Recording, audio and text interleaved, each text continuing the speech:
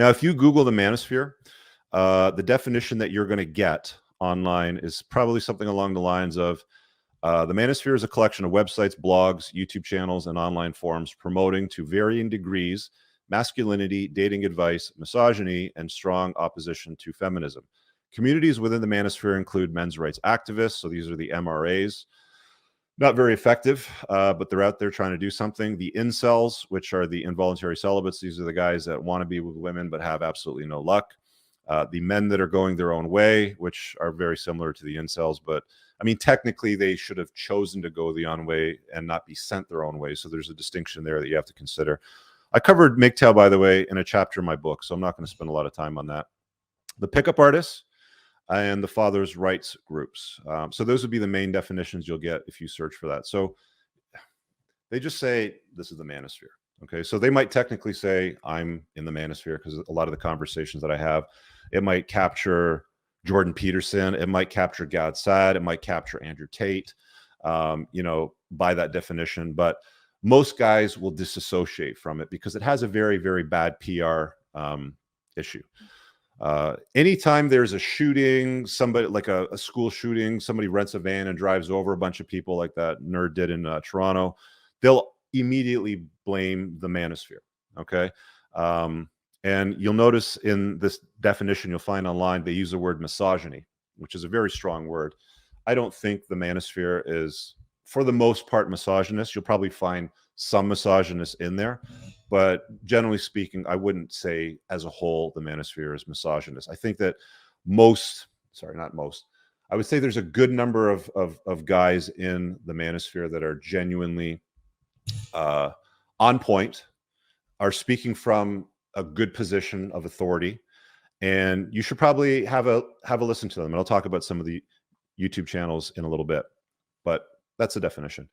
Let me keep scrolling down here on some of the notes. So I've got a chapter in my follow-up book. I'm gonna get into detail. It's about it's 14 pages long right now. So maybe I'll whittle this down, or I don't know, maybe I'll even add to it. But it's a little bit of a guide from the perspective of a writer. I'm not going to cover everything in this video.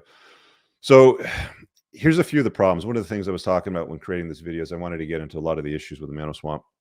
And one of them is the drama red meat component. It is prolific in this space. I've dealt with a bunch of different industries: credit card debt relief, collections, entrepreneurs, young entrepreneur startup groups. I spent a lot more time in Entrepreneurs.org than I did in the Manoswamp, if I'm being honest. And it was a group of mostly guys. There were some gals in it who were also very effective and productive as well, but good friends, would never slander each other publicly anywhere. They were often, you know, getting together for Christmas parties, introducing each other, family sort of thing. They'd have a pool party in the summer. Your kids would be running around. Very comfortable environment. They're the kind of people that you'd want to have over to dinner, you know, with your kids sitting at the table, and you feel comfortable with them being there. I can't say the same for a lot of the Manoswamp characters, right? So with EO moving into the Manoswamp, I saw something that was really completely different. And it didn't hit me very quickly, but it hit me. It hit me. You know, you would see guys fight over the most trivial things, and then they would use their platform to manufacture drama between their audience and then the other creator's audience. In some cases, there have been guys in the Manosphere that have had to take security measures to protect their family from the rabid lunatics that some of the other creators would mobilize. It's not a very collaborative space. And even if it does collaborate, it doesn't seem to do so for a very long period of time. In the time that I was there, I did almost 3 speaking gigs at a live conference. I definitely did 2, and I was lined up for a 3rd.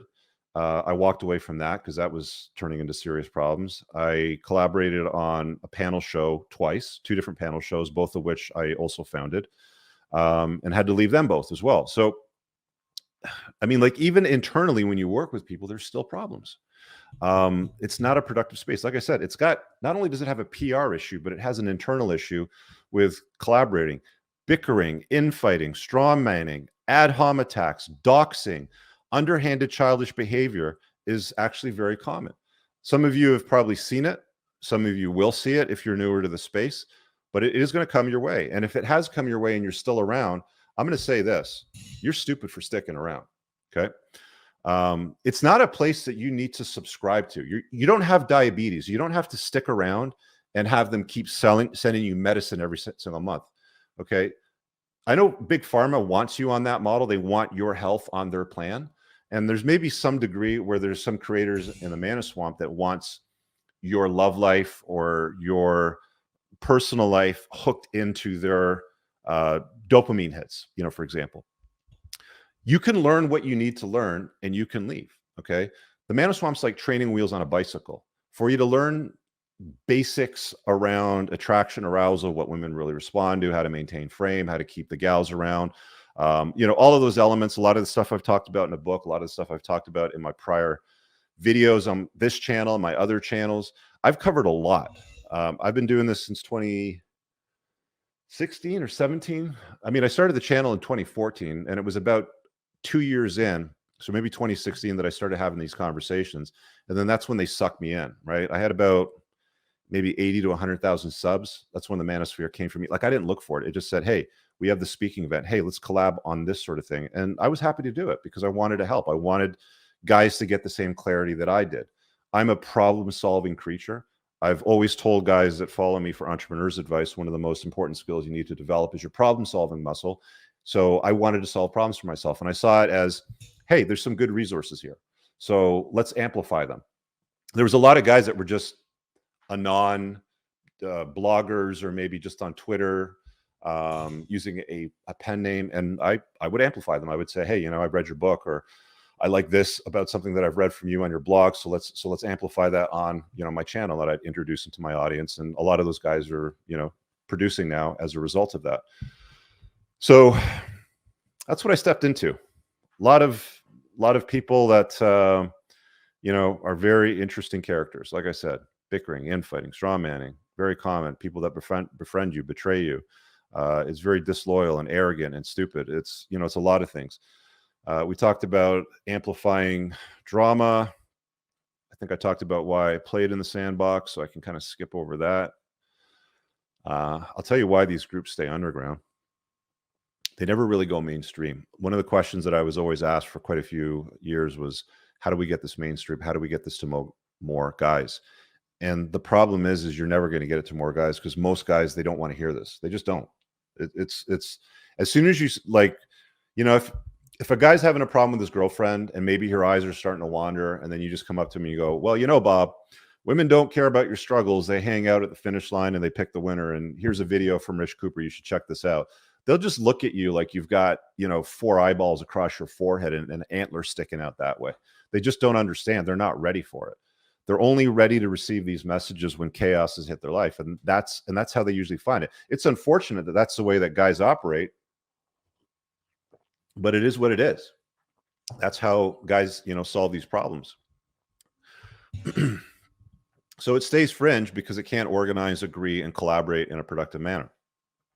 It's like a bus with about 80 seats on it, and every member of the bus is trying to be in the driver's seat and constantly fighting over every little detail. Oh, why don't you debate me on this, that, or the other thing? It's one of my other favorites too. Let's have a debate.